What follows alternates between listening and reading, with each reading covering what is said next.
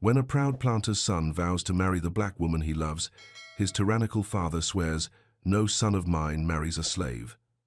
A young heir stands on the courthouse steps, his hand reaching for the woman who holds his heart. Thunder rolls across the cotton fields as his father's voice cuts through the morning air like a whip crack. But in the shadows, a quiet child with perfect pitch hums an old hymn, and her sharp eyes catch something no one else sees. A forged seal glints in the lamplight. A hidden Bible page bears the mark of a dead woman's ring. Dogs howl in the distance as floodwaters rise. The preacher rings the chapel bell, calling witnesses to gather. When the county clerk opens his seal box and the crowd holds its breath, will a child's memory prove stronger than a judge's pride, or will true love be buried with the lies that keep it chained? Daybreak crept through the plantation kitchen like cold honey. Steam rose from the iron stove where Ruth worked, her dark hands steady on the cast pot handles. The smell of ham fat and biscuit dough filled the room. Her calico dress swept the pine boards as she moved from hearth to table. Lila sat quiet in the corner, small fingers working a ribbon around her neck. The ribbon held a brass locket that caught the lamplight. She was 8, with watchful eyes that saw everything and remembered more. When the kettle began to sing too high, she hummed low to match its pitch. The sound gentled the boiling water. "Child's got an ear," muttered Dinah, the cook. Her broad hands kneaded cornmeal. "Can tune a pot like church bells," Ruth smiled. She had taught Lila letters when no one watched. The girl learned quick and kept secrets close. Ellis Harrow pushed through the kitchen door with ledger books tucked under his arm. 23 years old, with his mother's gentle eyes and his father's strong jaw. But where the judge showed steel, Ellis showed mercy. "Morning, Ruth." His voice held warmth that made her cheeks flush. "Morning, Mr. Ellis." She kept her eyes down but not her heart. He set the ledgers on the scrubbed table. Red ink marked too many pages. His father's debts pressed like stones on his chest. The plantation needed money the cotton couldn't bring fast enough. Judge Bartholomew Harrow entered with the weight of a man who owned everything he could see, sickly, pale but proud as carved marble. His coat hung loose on shoulders that had once filled doorways. "Bills again?" The judge's voice carried the chill of December mornings. "Yes, sir. The Memphis cotton broker wants payment by month's end." The judge's eyes swept the kitchen. They lingered on Ruth's graceful movements, then hardened. He saw how Ellis watched her, saw the gentle space between them that spoke of feelings neither dared name aloud. Leela hummed softer, a tune that seemed to smooth the sharp edges in the room. She remembered everything, every word, every look, every melody that passed through this kitchen. Her perfect pitch caught the rise and fall of voices like a tuning fork catches music. "Spice measures off," Lila whispered to Dinah. Dinah tasted the porridge and nodded. The child's memory held every recipe perfect. She added another pinch of salt. Ellis and Ruth shared a glance across the steaming table, quick as lightning, soft as prayer, but the judge caught it. His jaw tightened. The kitchen fell quiet except for the pop of hearth logs and the soft scrape of wooden spoons. Outside, field hands called to each other as they headed toward the cotton rows. A mockingbird tried different songs from the oak tree. Ellis touched Ruth's hand as she set down his coffee, just fingers brushing fingers. But it held a promise. Neither could speak. The judge watched it all. His pale face flushed red. "Before sundown," the judge said, "I'll make it plain. No son of mine marries a slave." Late afternoon painted the big house porch in golden light. Spanish moss hung still from the live oaks. The air held the thick sweetness of honeysuckle and the distant smell of river mud. Judge Harrow stood at the porch rail like a preacher at a pulpit. He had called the household together. Field hands shuffled their feet on the dusty ground below. House servants lined the porch steps. Overseer Pike leaned against a white column, his eyes sharp and calculating. "Gather close," the judge commanded. His voice carried across the yard to where patrollers watered their horses by the gate. Ruth stood beside Dinah, her hands folded. Ellis waited near the door, his jaw set firm. Lila pressed herself small against the porch rail, the ribbon at her throat catching the slanted sun. "I've built this place with my own hands and my father's before me," the judge began. "Every board, every brick, every acre, won by sweat and blood." Pike shifted his weight. He had been waiting for this moment. His small eyes fixed on the way Ellis stood close enough to Ruth to catch her if she fell. Some things, the judge's voice rose, are not for sale, not for trade, not for the soft feelings of young men who forget their place in God's design. A field hand coughed. A horse stamped by the gate. The mockingbird tried a new song. No son of mine, the judge said clear as church bells, marries a slave. The words hit like thunder. Gasps rippled through the gathered crowd. Ruth's face went pale as milk. Ellis stepped forward like he was walking through fire. "Ruth," he said, his voice steady as river stones. She looked up. Fear and hope warred in her dark eyes. Ellis reached for her hand. Their fingers intertwined in full view of everyone, field hands, house servants, patrollers, and his stone-faced father.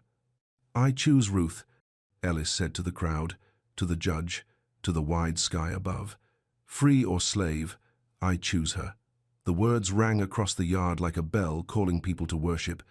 Pike pushed off from the column, his hand moving to his coat. The patrollers by the gate turned, their horses toward the porch. Dinah sucked in her breath. Aunt Mercy, the midwife, pressed her hand to her heart. Lila gripped her locket and hummed so low only the porch board seemed to hear. The judge's face went from red to white to purple. His chest rose and fell like a bellows working hard. For a moment it seemed he might strike his son or fall down dead. Instead, he smiled. Cold as January frost. "Well then," he said, soft as silk. "We'll see about that." Pike nodded to the patrollers. They touched their hats and rode toward town. Messages would travel fast now. Papers would be drawn up. Laws would be quoted. The weight of the world would fall on Ellis's shoulders like an anvil. Ruth's fingers trembled in Ellis's grasp as a wind carried the sound of distant dogs. Dusk gathered around Aunt Mercy's cabin like a worn quilt. The midwife's hands worked steady over her herbs, chamomile for sleep, willow bark for pain, roots whose names she whispered like prayers. Steam rose from her pot, carrying scents that eased worry and settled hearts.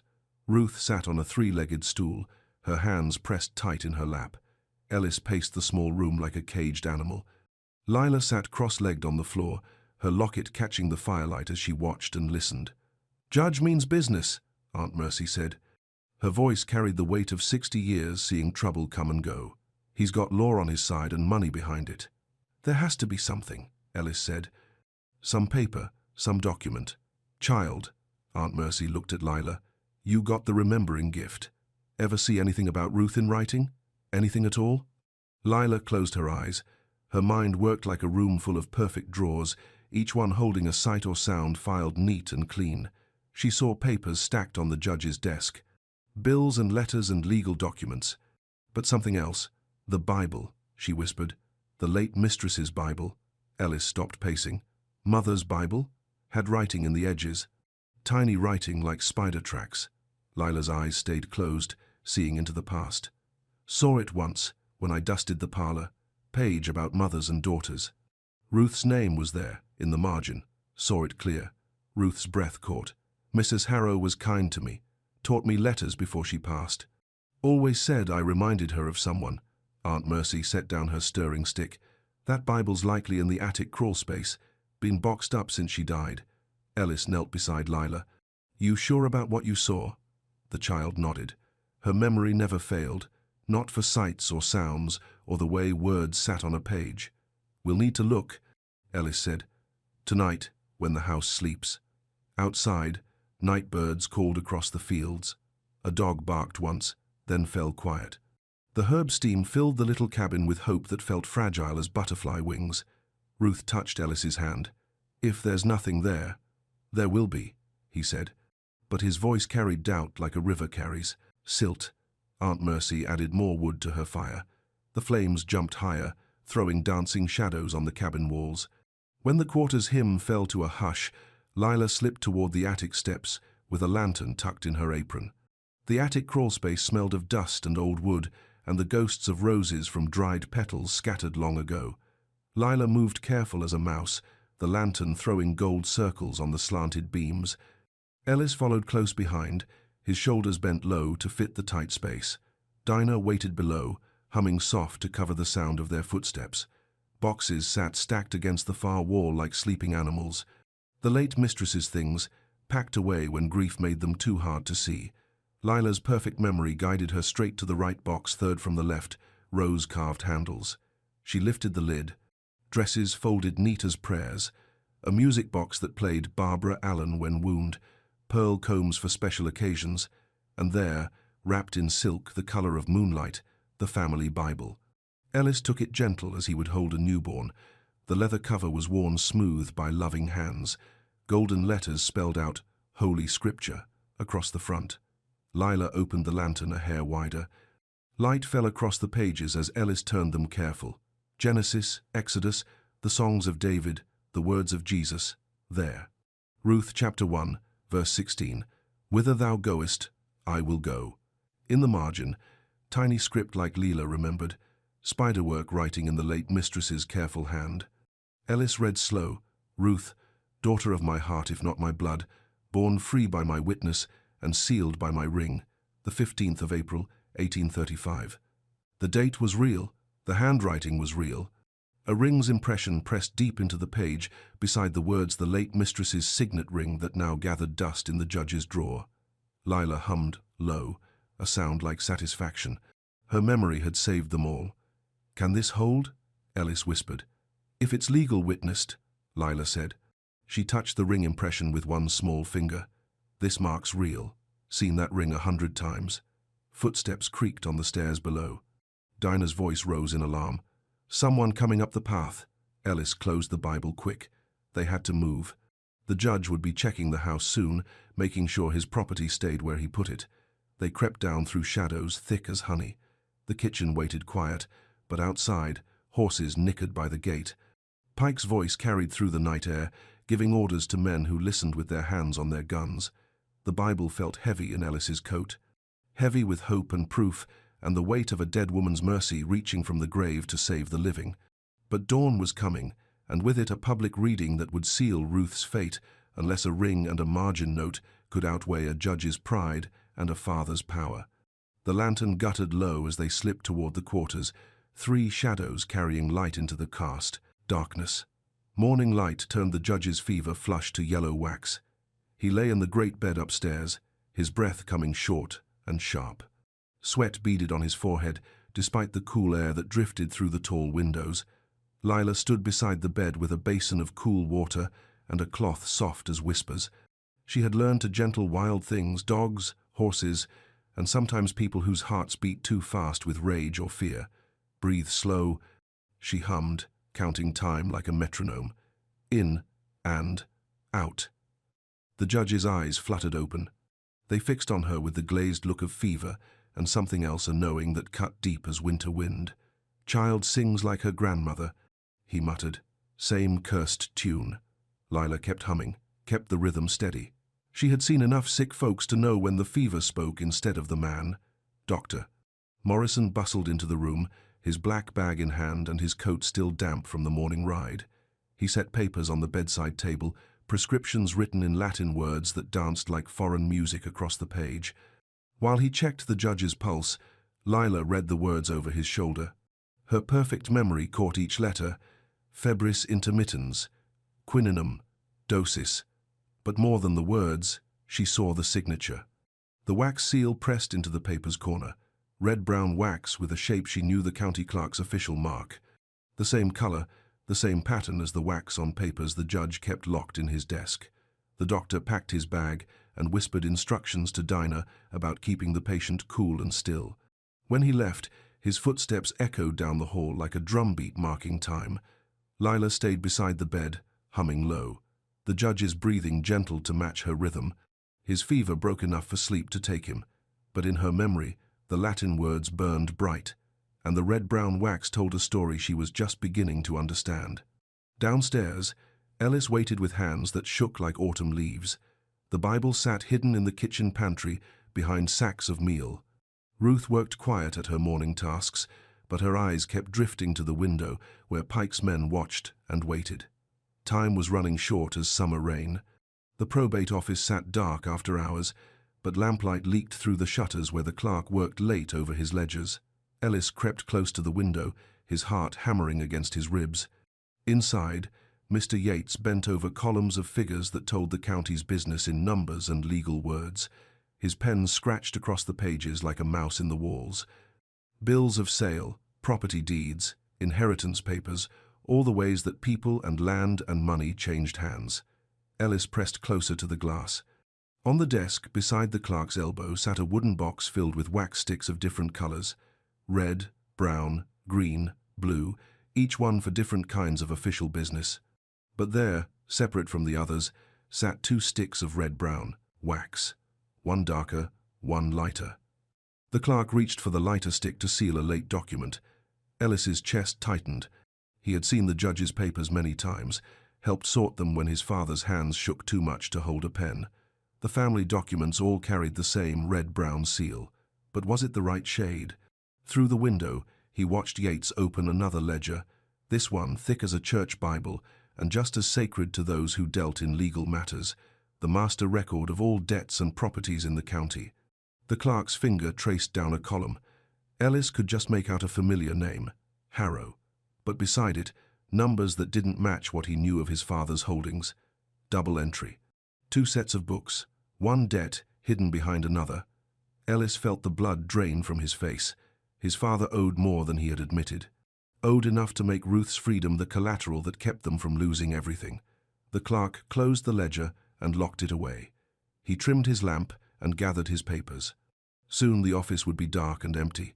Ellis slipped away into the night, his mind racing like a horse heading home before the storm. The red-brown wax told one story. The hidden ledger told another. But he still needed proof that would stand up in daylight before witnesses who mattered. Behind him, the office went dark. Above him, stars wheeled in their courses like the wheels of justice, grinding slow but sure. The Bible waited in the kitchen pantry. Ruth waited in her narrow bed. And somewhere in the space between truth and lies, a young man's love faced a father's pride.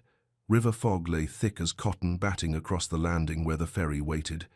Dogs barked in the distance, Pike's hounds, trailing scents that led toward the water. Lila hummed low, her voice threading through the hymn she had learned from her grandmother. But this hymn carried more than melody. Each verse told a story of routes and safe places, coded directions for those who needed to vanish quick as smoke. Wade in the water, she sang soft. Children wade in the water. Ellis helped Ruth into the Quaker neighbor's covered wagon. Aunt Mercy climbed up beside them, her medicine bag tucked close. The wagon bed smelled of honest work and fresh hay. Behind them, lanterns bobbed through the trees. Pike's voice carried on the night air, sharp as a whip crack. But the fog muffled sound and confused direction. The hymn's rhythm guided them sure as a compass needle. God's gonna trouble the water, Lila sang, and the mule's hooves found the solid planking of the ferry without stumbling. The ferryman, old Cato, pushed off from the dock with his long pole. The river ran high from recent rains, dark as coffee and twice as strong. Cypress knees rose from the water like the fingers of buried giants. The wagon rolled onto the ferry with soft creaks and the gentle rock of wood on water. Lila kept humming, the tune floating across the fog like a bird, finding its way home. On the far bank, more lanterns waited, but these belonged to friends folks who asked no questions and gave what help they could to those who needed safe passage. The dogs barked louder now, but they had lost the scent at the water's edge. Pike would rage and curse, but the river kept its secrets as tight as Lila kept her songs. Ellis squeezed Ruth's hand in the darkness of the covered wagon. They had bought themselves time, but time was a coin that spent quick when enemies had law on their side and hatred in their hearts. The ferry bumped against the far dock. Cato tied off his lines with hands that had worked these waters for 40 years. He nodded to Ellis, touched his hat to the women, and pushed back into the fog without a word. Some kindnesses were best done in silence. The wrong serif on the county seal cut through Lila's memory like a knife through butter. She sat in the wagon bed, the forged bill of sale spread before her in the lamplight. Her eyes traced every letter, every curve, every mark that claimed to make Ruth property instead of person. "Third letter's wrong," she whispered. "The C has a flat top, should be curved like a swan's neck." Ellis leaned closer. To him, the seal looked official as sunrise. But Lila's eyes caught details that escaped common notice. Her perfect memory held the shape of every seal she had ever seen, including the real county seal on Dr. Morrison's papers from that morning. Wax colors off too, she added. This one's too red. Real ones got more brown, like coffee with cream. Ruth touched the child's shoulder. You sure, honey? Lila nodded, firm as stone. Her gift for remembering had never failed. Colors, sounds, shapes, they all stayed clear in her mind, like paintings on a wall that never faded. The wagon creaked to a stop in a grove of oak trees, heavy with Spanish moss. Nightbirds called from the branches above. Somewhere in the distance, a hound bayed once and fell silent. Ellis took the forged bill with careful hands. If Lila was right, this paper was worth nothing but trouble. It claimed Ruth as collateral for a debt that might not even exist. But proving it would take more than a child's sharp eyes and perfect memory. It would take the real seal and the real clerk and the courage to face down a judge who held their lives like cards in a poker game. Aunt Mercy climbed down from the wagon seat. Her bones creaked almost as loud as the wagon wheels, but her mind stayed sharp as a steel trap. Child's got the sight, she said to Ellis. Sees what others miss. If she says it's wrong, it's wrong. The forged paper crackled in Ellis's hands like autumn leaves. Somewhere in that sound lay hope if they could reach the right people before Pike and his men closed the net for good. A screech owl called from the darkness. Its voice carried across the night like a warning that time was running short, and morning would bring no mercy for those caught in the open. The slave quarters lay quiet under a blanket of stars that gave no warmth. Ruth sat on her narrow bed, the corn-shuck mattress rustling beneath her. Fear pressed down on her chest like a weight she couldn't lift. Ellis knelt beside the bed, his hands holding hers. The space around them felt holy as a chapel, blessed by love that had grown despite laws and customs that said it couldn't exist. They'll come at dawn, Ruth whispered. Pike's already gathered his men. Then we leave before dawn, Ellis said. But his voice carried doubt like a river carries mud. Lila sat in the corner, humming low. The hymn she chose told of troubled waters and safe shores, of walking through the valley of shadows without fear. Her voice wove around their whispered words like protective arms. Through the thin walls, they heard other voices. Field hands talking soft about escape routes and hiding places, about masters who showed mercy and those who showed none. The quarters had seen families torn apart before. They knew how these stories ended. But Aunt Mercy sat by the door with her back straight and her chin high. Her eyes held the steel of someone who had delivered babies in the darkest hours and fought death to a standstill more times than she could count. That margin note in the Bible, she said, quiet as prayer. It's real legal, if the ink and hand are right. I seen manumission papers before. They don't need much, just a witness and a seal. Ellis felt hope flutter in his chest like a bird testing its wings. The ring impression beside the words. That's the seal, Lila said, her humming stopping for just a moment. Late mistress pressed her ring right into the page, made it legal as any court paper. Outside, a dog barked once, footsteps crunched on gravel. Pike was posting guards around the quarters, making sure his valuable property didn't walk away in the night.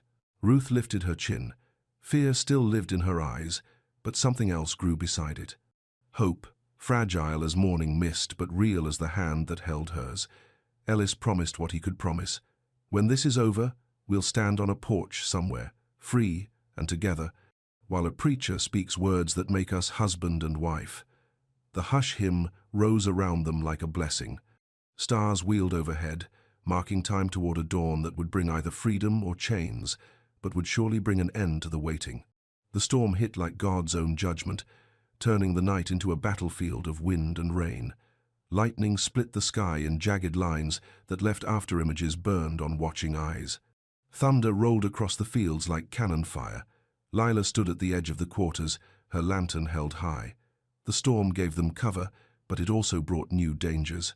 Floodwaters crept up from the river, turning low places into lakes that could swallow a person whole. Pike's hounds circled the quarters like wolves, but the rain confused their noses and the wind scattered scents in all directions. They barked and whined, unsure of what they were supposed to find. That's when Lila's plan took shape. She had seen it work before. Confused dogs could be led astray if someone with perfect pitch gave them the right signals. She began to hum, low and clear, a tune that cut through the storm like a blade through cloth. The lead hound lifted his head, ears pricked. He turned toward the sound, away from the quarters and toward the pasture where the old mule grazed in the rain. Lila moved careful as a ghost, keeping her lantern low and her humming steady. The dogs followed the sound, pulled by something deeper than training. Music had power over wild things, and these hounds were wild despite their master's leashes. She led them in a wide circle, away from Ruth's hiding place and toward the patch of woods where the mule stood patient as stone. The animal looked up as the dogs approached, unafraid. He had lived through storms before. The hounds surrounded the mule, barking and carrying on as if they had treed the biggest coon in the county. Pike's men stumbled through the mud toward the sound, lanterns bobbing like fireflies in the darkness. By the time they reached the woods, Lila had vanished back into the storm.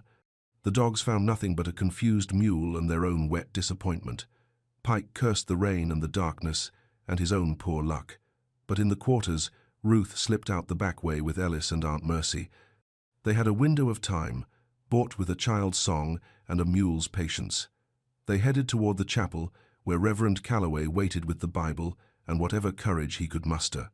The storm began to ease as they reached the chapel door. Lightning still flickered in the distance, but the thunder grew fainter. Rain gentled from a torrent to a steady drumming on the roof. Inside, lamplight warmed the rough wooden walls. The Bible sat open on the lectern like a promise waiting to be kept. The country chapel smelled of pine wood and old hymnals, of beeswax candles and the lingering scent of Sunday flowers. Reverend Calloway stood behind the lectern, his weathered hands steady on the open Bible. Ellis, Ruth, and Aunt Mercy gathered close in the golden lamplight. Lila slipped in just as the Reverend began to read from the margin note, her small voice joining the murmur of prayer that filled the sacred space. Ruth, daughter of my heart, if not my blood. Reverend Calloway's voice carried the weight of authority that came from 40 years of reading God's word to people who needed hope. He examined the page careful as a jeweler studying a precious stone. The late mistress's handwriting flowed across the margin in careful script. The ring impression pressed deep beside the words left no doubt about the writer's identity. "This is legal witnessed intent," he said, quiet but firm. "A manumission clause, clear as daylight. Your mother meant for Ruth to be free." Ellis felt his chest loosen for the first time in days. Ruth's hand trembled in his as tears tracked down her cheeks like raindrops on a window. "The ring seal makes it binding. Reverend," Calloway continued, "I've seen such documents hold up in court when the witness is clear and the intent is plain." Outside, the storm had gentled to a whisper of rain on leaves. Inside, hope grew like a candle flame in cupped hands. But their moment of peace shattered like glass when the chapel door burst open. Pike stood in the doorway with water streaming from his coat and rage burning in his eyes. Behind him, 3 patrollers with rifles ready and faces hard as winter ground. Well, Pike said, his voice carrying the satisfaction of a cat with a cornered mouse. "Whole nest of runaways right here in God's house." "Reverend." Calloway stepped forward, the Bible still in his hands. "This is sanctuary, Mr. Pike. You got no call to bring weapons into the Lord's house." Pike laughed, a sound like breaking glass. He pulled a paper from his coat, the forged bill of sale that claimed Ruth as property. "Got legal right here, says that girl belongs to Judge Harrow. You're harboring stolen goods, preacher." "But Reverend," Calloway stood his ground. His thumb found the chapel bell rope that hung beside the lectern. One hard pull sent bronze notes rolling across the countryside like a call to arms. The sound carried to every farm and cabin within 3 miles. Folks would wake and wonder what trouble had come calling in the middle of the storm. Some might even come to see. Pike hesitated. A crowd was the last thing he wanted. Too many witnesses made dirty work harder to explain. "Ring that bell again and I'll burn this place down," he threatened. But the damage was done. Lights already flickered to life in distant windows. People would come, drawn by curiosity if nothing else, and with people came the possibility of justice. Pike backed toward the door, his men following. "Dawn," he said to Ellis, "Judge wants you at the courthouse at dawn for a public reading. Don't make us come hunting for you." The chapel fell quiet, except for the gentle rain and the last echoes of the bronze bell fading into the night. They had sanctuary for now, but dawn would bring a reckoning that no amount of hope could avoid. They bedded down in the pews as the storm died, lantern flickering low like a heartbeat marking time toward morning. The chapel around them felt both safe and fragile, like a soap bubble that could burst at the wrong word. Ruth lay with her head on Ellis's shoulder, listening to the rain gentle from storm to shower to whisper. Lila curled up small as a kitten on the front pew, her locket catching the last light from the dying lantern. Reverend Calloway sat beside the lectern, his Bible open to the page with the margin note. His finger traced the words again and again, as if touching could make them more real, more powerful against the forces gathering like clouds beyond the chapel walls. "We need the county clerk," he said, quiet as prayer. "Mr. Yates is an honest man, but he won't come running in the middle of the night on the word of a runaway and a preacher." Ellis stirred, his arm tightening around Ruth. "The courthouse opens at 9. Pike wants us there at dawn."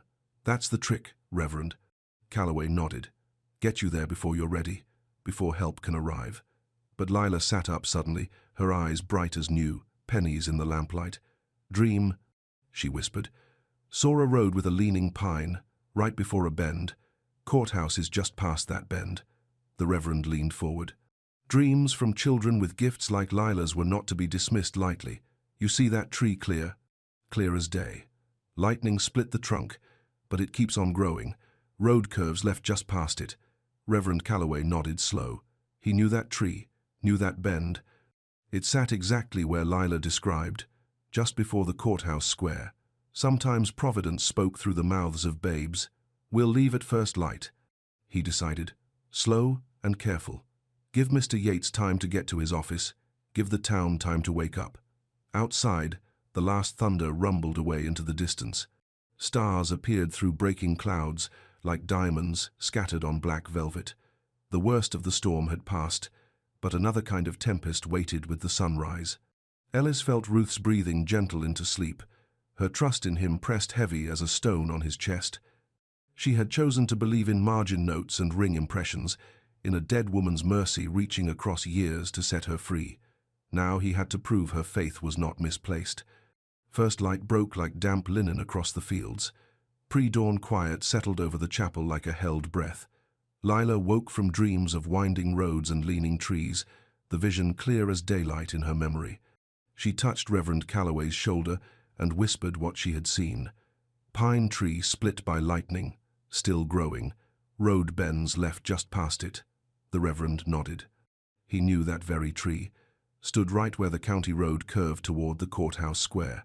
The child's gift for seeing had lit their path sure as any compass. They gathered their few belongings by the dying lamplight. The Bible went into Reverend Calloway's coat, wrapped careful in oiled cloth to keep the precious pages dry. Ruth folded her shawl around her shoulders like armor against the coming day. Ellis checked the windows for any sign of Pike's men.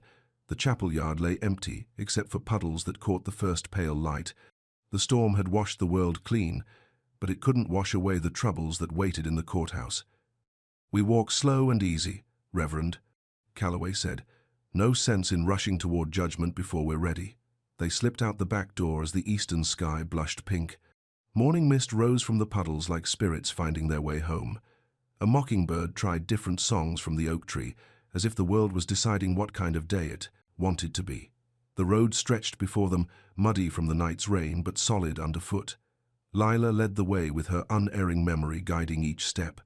Behind them, the chapel bell stood silent, its bronze voice saving its strength for whatever call might come. The tree appeared just where Lila had seen it, lightning split but still growing, its broken trunk reaching toward heaven with stubborn hope.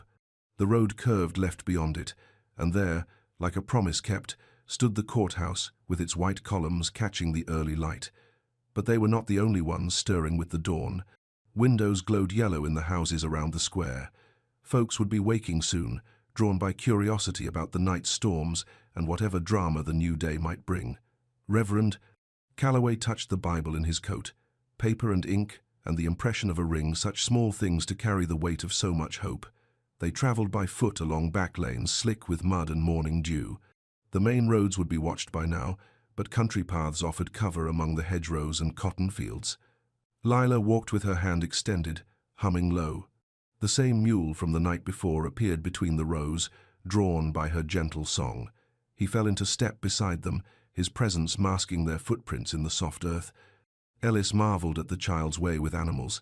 Dogs, horses, mules, They all seemed to hear something in her voice that spoke of safety and kindness.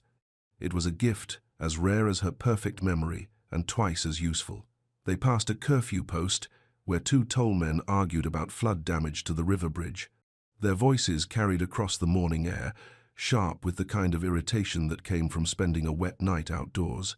"Bridge won't hold much longer," one said. "Needs new pilings before somebody gets drowned. Tell that to the county," his partner replied. They got no money for repairs. Ellis, Ruth, and the others slipped past while the tollmen were distracted. Sometimes Providence came wrapped in ordinary complaints about broken bridges and empty treasuries. The mule stayed with them until they reached the edge of town, then wandered back toward the fields with the patient air of a creature whose work was done. Lila watched him go, with a smile that held more wisdom than her 8 years should allow. "He knows," she said to Ruth. "Animals always know which way the wind's blowing." The courthouse clock clicked toward 9 as townsfolk gathered with umbrellas still damp from the night's rain. Vendors set up stalls for market day, their voices calling out prices for eggs and butter and fresh bread. But underneath the ordinary bustle, tension hummed like a wire pulled tight. Word had spread about the judge's proclamation, about his son's defiance, about papers that would be read on the courthouse steps. The town sensed drama in the air, like a dog sensed thunder before a storm. Ellis felt eyes following them as they made their way through the growing crowd. Some faces showed curiosity, others concern. A few wore the hard expressions of those who believed in keeping things the way they had always been. Reverend Calloway kept his hand on the Bible in his coat. Soon they would know if margin notes and ring impressions carried more weight than a judge's pride, and a system built on keeping some folks down so others could stay up. The courthouse steps rose before them like a mountain that had to be climbed, one step at a time. Judge Harrow stood on the courthouse steps like an Old Testament patriarch, pale but upright, his fever held back by will and whatever medicines Dr. Morrison had provided. Pike flanked him with the forged bill of sale held high for all to see. The crowd gathered thick on the square, farmers, shopkeepers, field hands, house servants. Some came for the spectacle, others for justice, a few because they had nothing better to do on a market day morning. But all of them sensed the importance of what was about to unfold. "Citizens of this county," Judge Harrow's voice carried across the square like thunder, "we gather to settle a matter of law and property, of proper order and right thinking." He gestured to Pike, who unfolded the forged bill with a flourish. "This document, sealed and witnessed, establishes clear ownership of the woman called Ruth. She is property, bought and paid for, collateral against debts that must be honored." Murmurs rippled through the crowd. Some nodded agreement, others shifted uncomfortably. Ellis felt the weight of their attention like stones pressing down on his shoulders. "Where's the county clerk?" Ellis called out, his voice steady despite the fear that gnawed at his belly. "Mr. Yates should verify any document before it's read in public." Judge Harrow smiled, cold as winter morning. Mr. Yates had other business this morning. "Seems the storm damaged some records that needed immediate attention." Pike laughed, the sound sharp as breaking glass. He knew where Yates was locked in his office, with instructions not to emerge until the reading was finished, and Ruth was safely in chains. "Reverend." Calloway stepped forward, the Bible warm against his ribs. "Judge, I'd like to present evidence that bears on this matter." "Evidence?"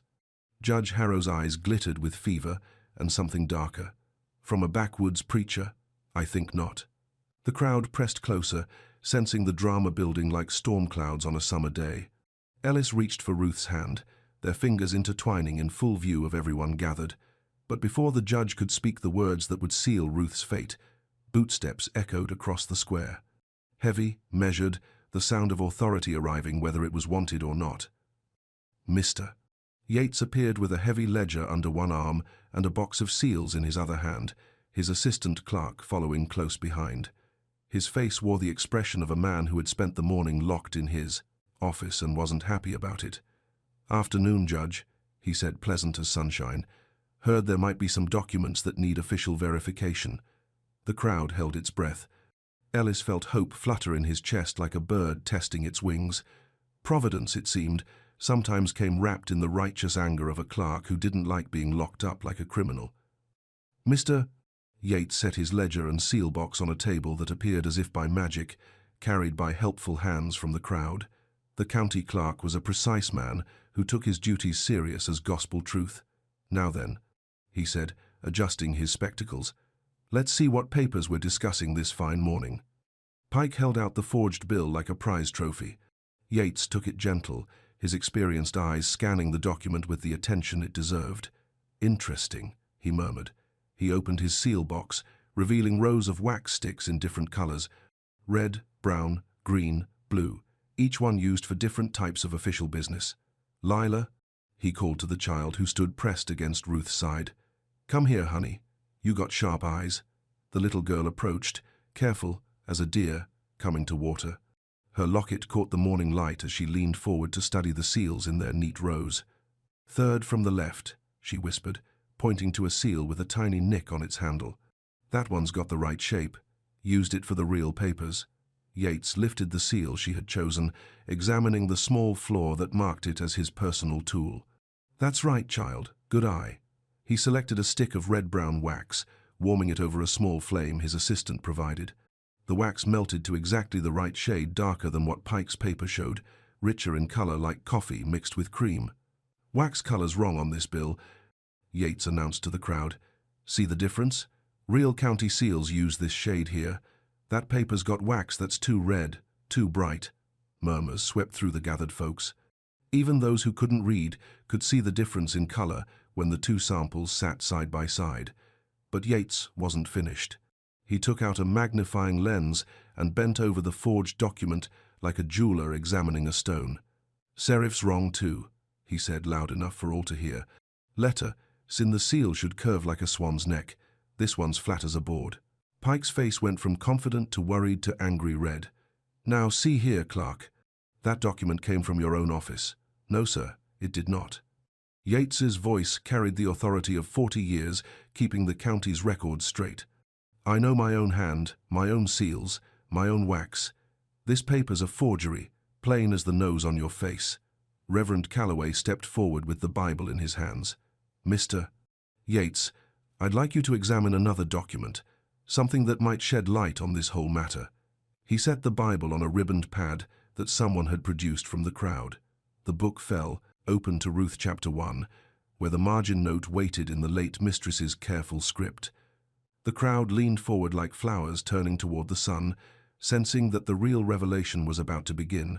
The margin clause lay exposed in the morning light like a secret finally ready to be told. Reverend Calloway's finger traced the careful script as Mr. Yates bent close with his magnifying lens.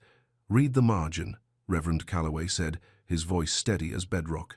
Yates adjusted his spectacles and read aloud for all to hear.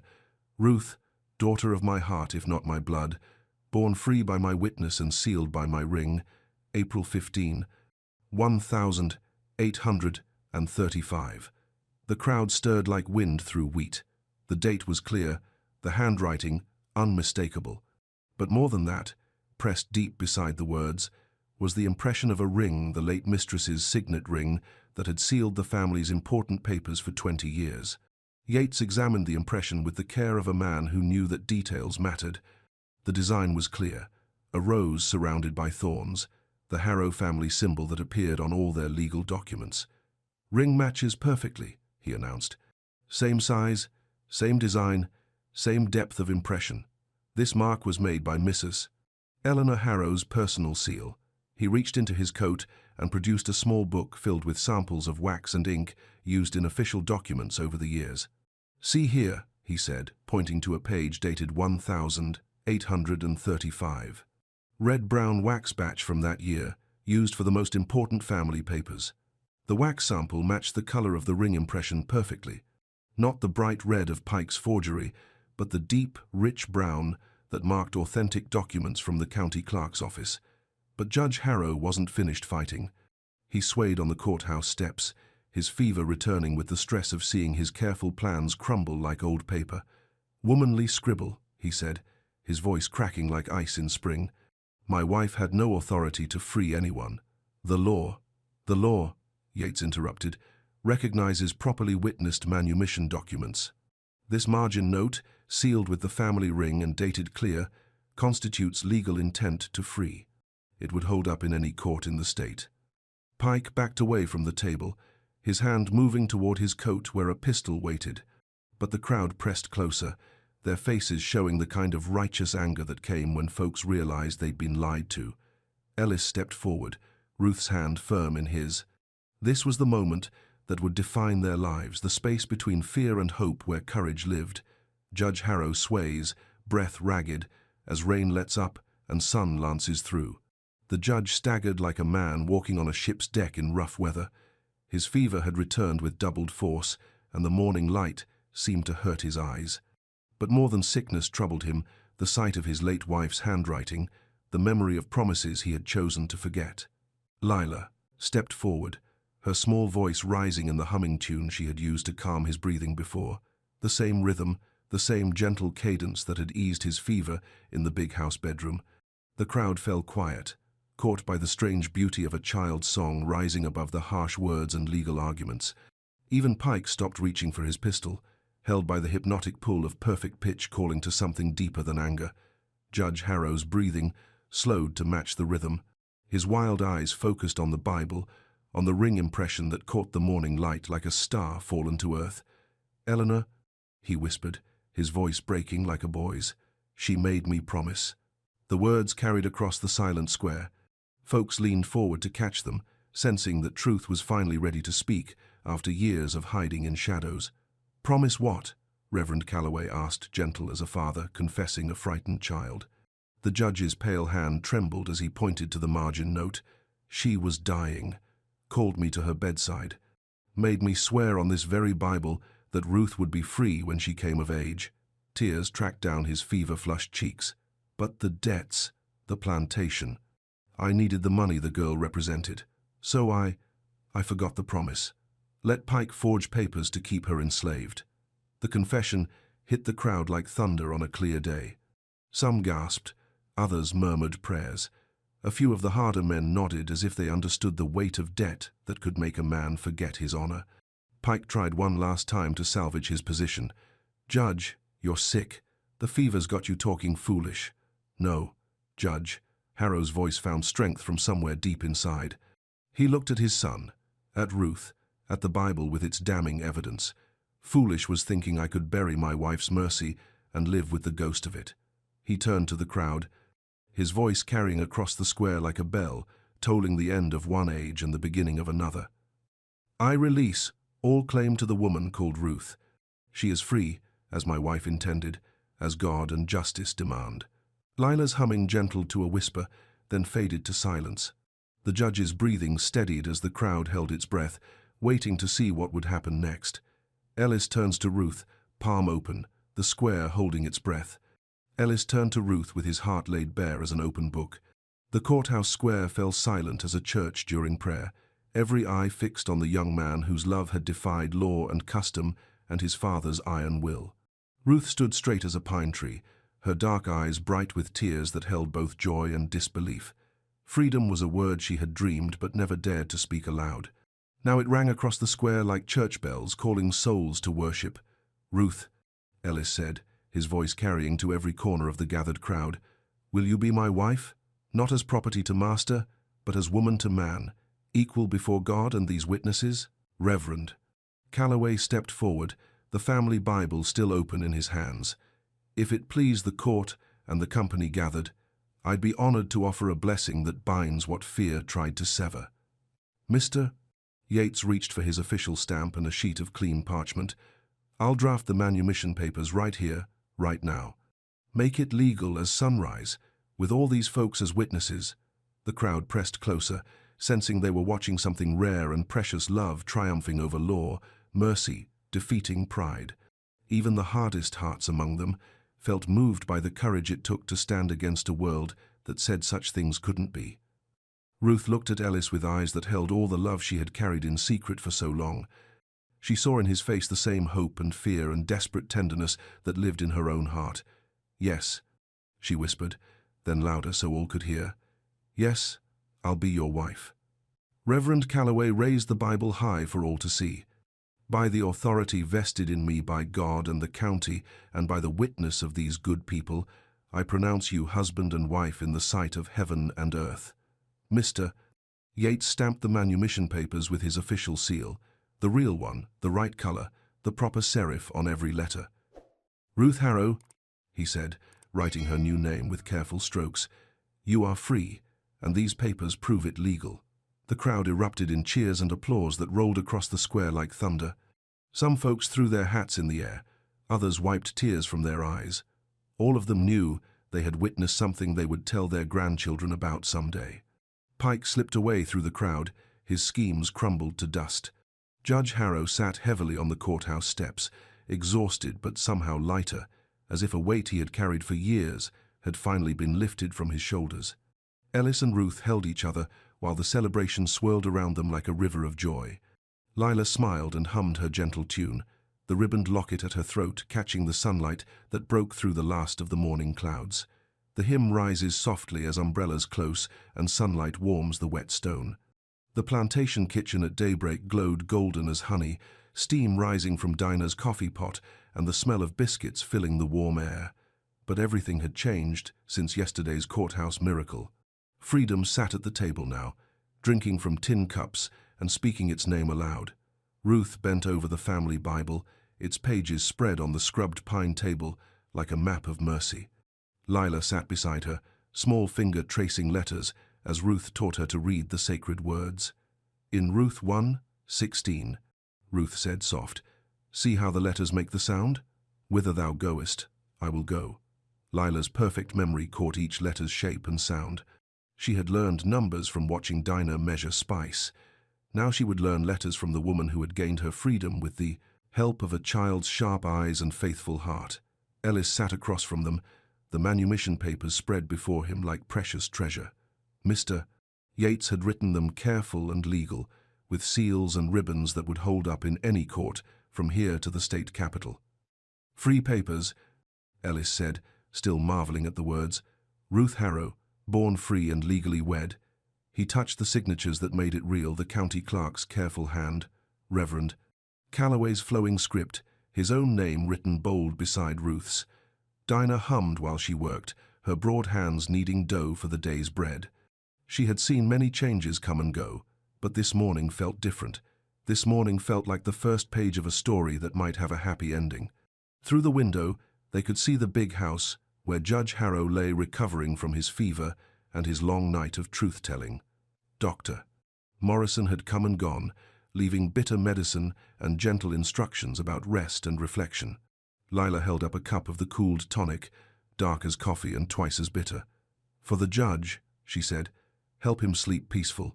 Ellis took the cup and headed upstairs. His father had released Ruth and blessed their marriage, but the space between them still carried years of hurt that would take time to heal. The family Bible lay open beside the seal that had changed everything.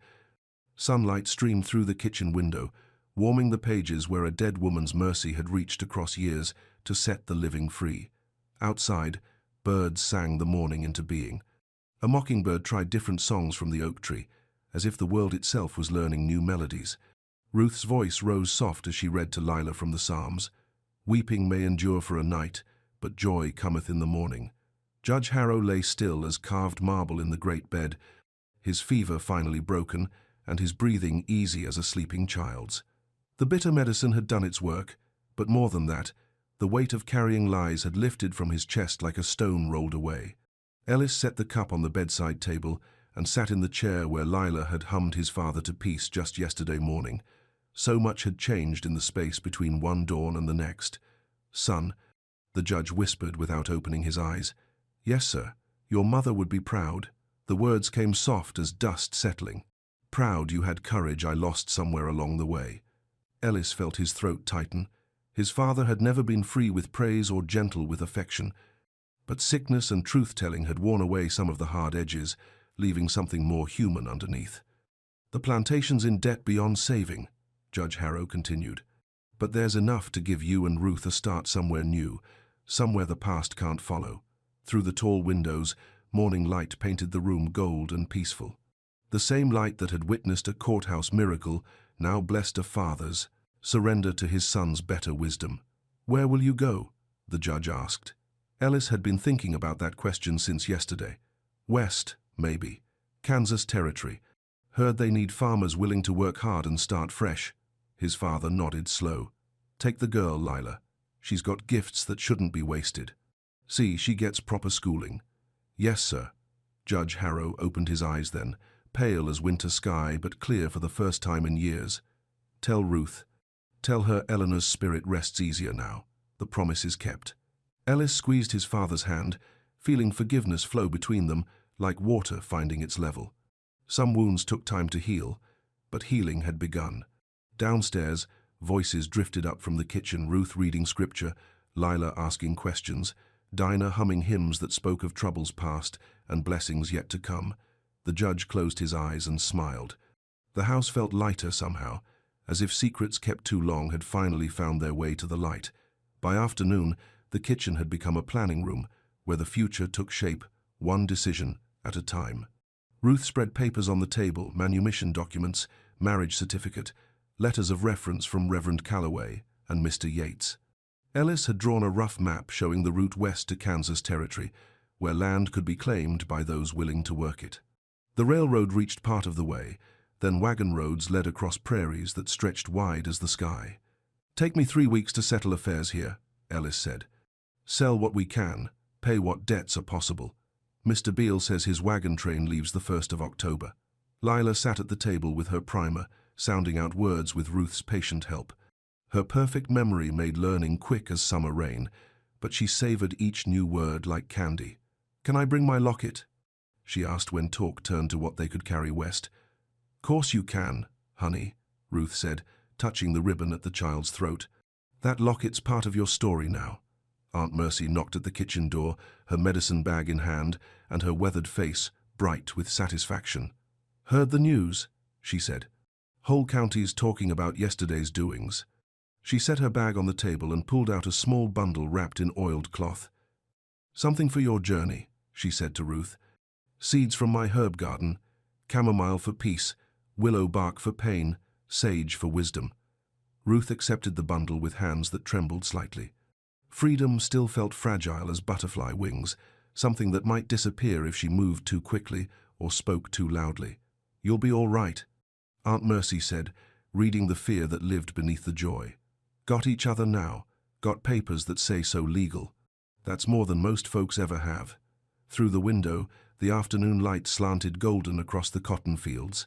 In a few weeks, those fields would belong to someone else. This kitchen, this house, this life would become memory.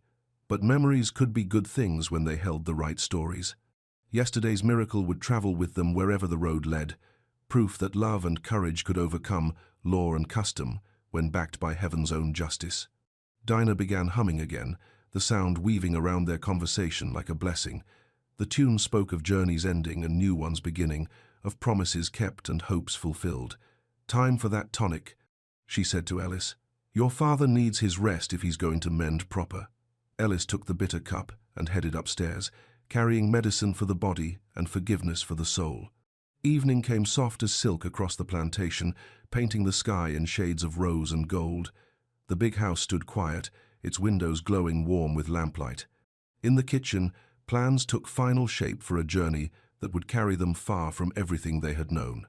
Ellis spread the family papers on the table, deeds and notes and obligations that told the story of the plantation's rise and fall. Some debts could be honored, others would have to be forgiven by creditors who had gambled on cotton and lost. Judge says we can keep the wagon and team, he told Ruth. Enough household goods to make a start. The rest gets sold to pay what we owe. Lila looked up from her primer. Will there be schools in Kansas? Yes, honey, Ruth said. Real schools where colored children can learn right alongside white ones. Where you can use that gift of yours for something more than calming fever dreams. The child's eyes brightened at the thought. Her perfect memory and steady spirit would serve her well in a place where the past carried less weight and the future stretched wide as the prairie sky.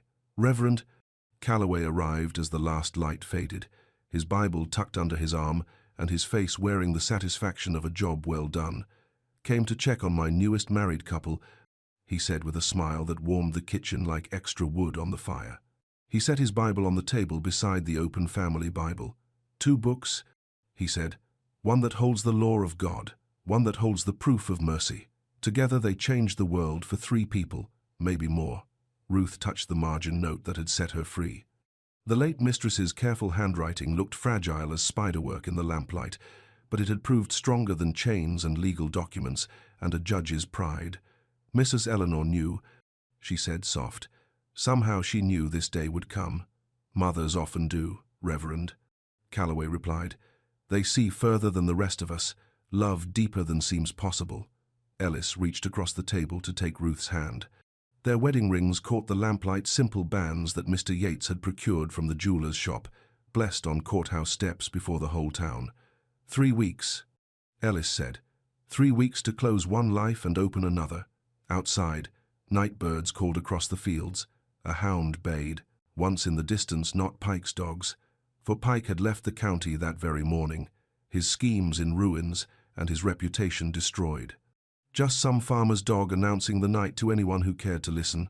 Leela hummed her gentle tune, the melody weaving around the kitchen like a thread connecting past to present to future.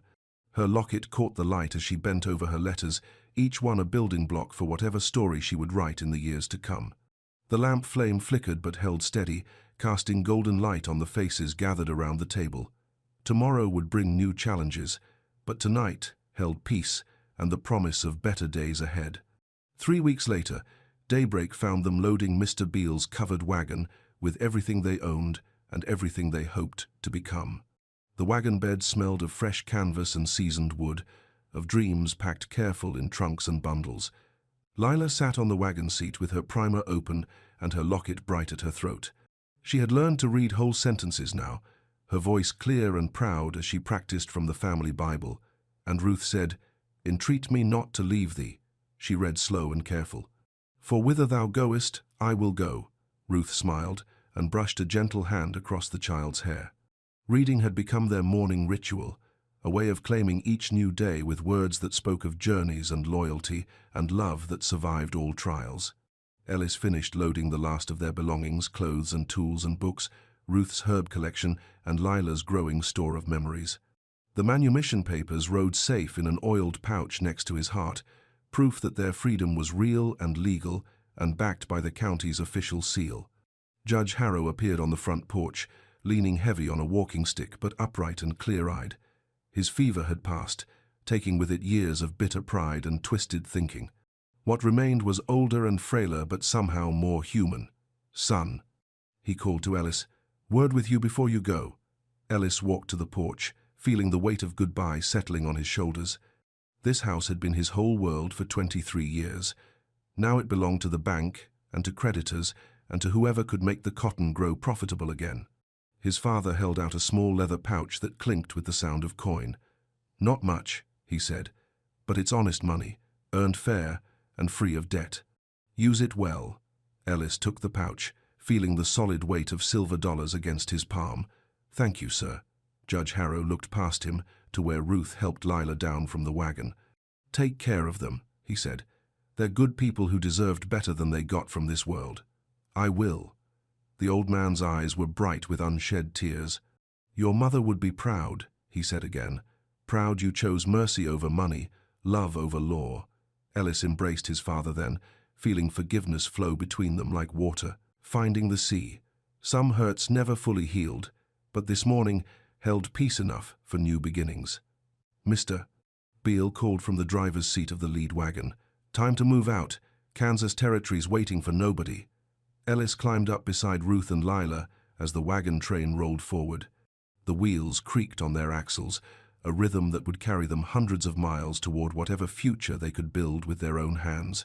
Behind them, the plantation shrank to memory.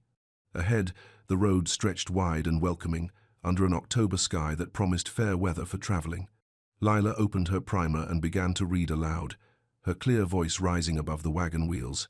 "Thy people shall be my people, and thy God my God." Ruth took up the verse, her voice joining Lila's in perfect harmony. Ellis added his deeper tones, and soon other voices from the wagon train joined the impromptu hymn that blessed their journey with hope. The family Bible lay open beside them, its pages fluttering in the morning breeze. The margin note that had changed everything caught the early light like a promise written in gold. On the front porch of the house they were leaving, Judge Harrow stood watching until the last wagon disappeared beyond the bend in the road. Then he went inside to finish his own accounting with the past, carrying bitter medicine for old wounds and whatever mercy time might bring.